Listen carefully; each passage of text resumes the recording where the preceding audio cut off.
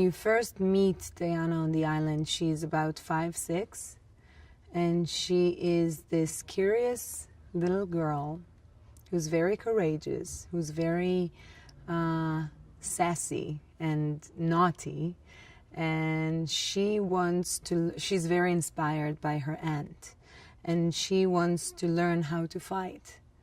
But she's being very sheltered and very protected by her mother, who does not allow her to do so.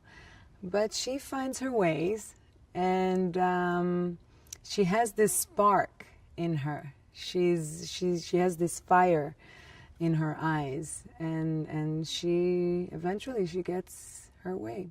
Queen Hippolyta has raised Diana to adhere to a very strong set of values, to a very important set of ideas, almost to a fault, because in that moment that Diana needs to become herself, become an adult, that's also the moment she has to go out and test those ideas, and that's the moment that Queen Hippolyta loses her daughter. The sister of the queen, who I play, you want to be able to adhere to the law, and the law is be ethical and be honest and forthright and do as your sister demands.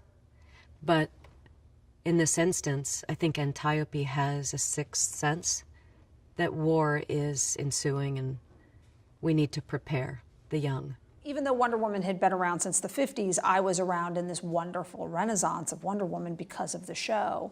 So Wonder Woman was like the thing to be, you know, that was it. It's like your fantasy of everything great you could ever aspire to being, beautiful and strong and kind and, you know, exciting and stylish and all of those things. So I was always attracted to the character as soon as I ever heard about her. The beauty of what Gal has is that she is physically very imposing. She's stunning. She's like 6 feet tall.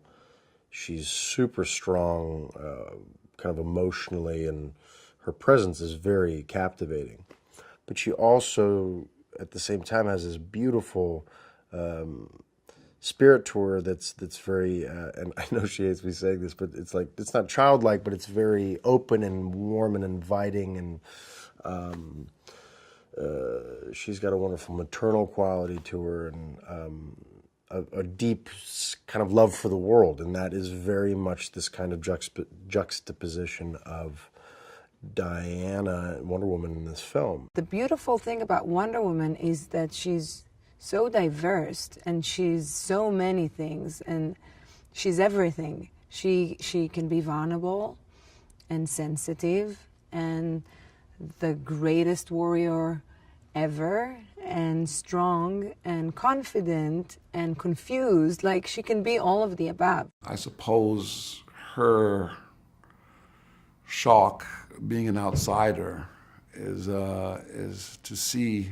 us humans, mankind, behave the way that we do, and it's kind of fascinating to see the world through her eyes, as a comment on us. It's a very modern telling of this story.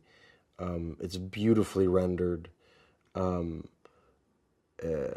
it has a pretty wonderfully, beautifully transparent message of that no matter how ugly this world gets that we live in, no matter how much death we encounter, no matter how many homicidal dictators are out there, no matter how much genocide happens, how many wars happen, there is still hope in the best parts of ourselves to be good and to protect one another and to do right by one another. That's what we should hold on to, and that's what she represents.